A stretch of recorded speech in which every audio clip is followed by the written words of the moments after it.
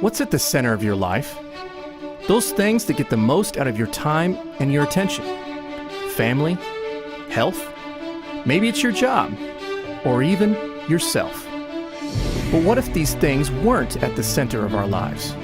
Instead, what if they simply flowed out of our relationship with Jesus Christ? So that our decisions, our priorities, even our reactions were all reflections of Christ. Imagine what it would be like to live in a way where the personality and the works of Jesus Christ simply flowed out of us whenever or wherever we live, work, and play. Christ-centered. Sounds good. Sounds different than we normally live. And I don't have that much time, so can we please just get to the 3 easy steps so that I can check it off my list? Actually, moving toward a Christ-centered life is less about a goal and more about the process. It's like a journey called life. Sometimes we think of that whole becoming more like Christ thing as something that can be separated out and dealt with when there's time or when it's more convenient. But that's not really an option for us. We've already started, because life is now, and the journey is on. So join us as we take a look at discipleship at Bridgewood Church. Journey on, moving forward to a Christ-centered life. People meet Christ in different ways and at different times in their lives. Some of us begin exploring Christ as adults. For others, the spiritual journey is a lot like the physical one, beginning with preschool and childhood, accelerating through the student years, then moving forward into adulthood with limitless possibilities. No matter where we begin, Journey On helps us understand where we are and how to best move forward to a Christ-centered life. God never changes, but we do, and so does our understanding of Him as we grow. As preschoolers, we simply learn to move. Later, we learn to move forward, then forward faster. As we move, we explore and discover some important concepts like Jesus, the Bible, creation, family, and more.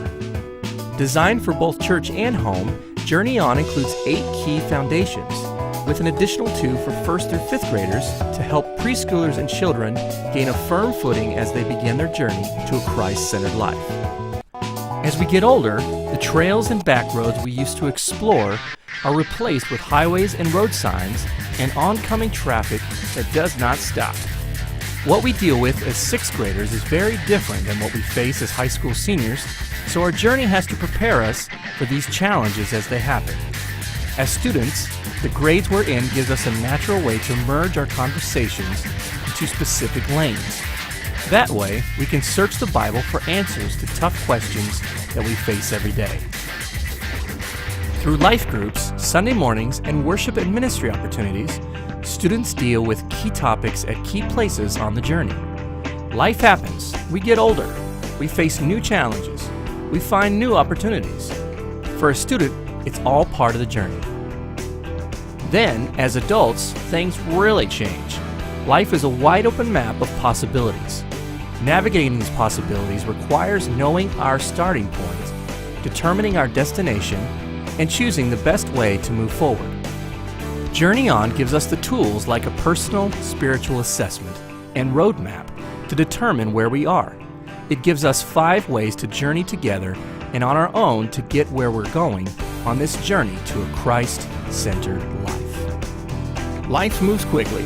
Sometimes it's hard to keep the pace.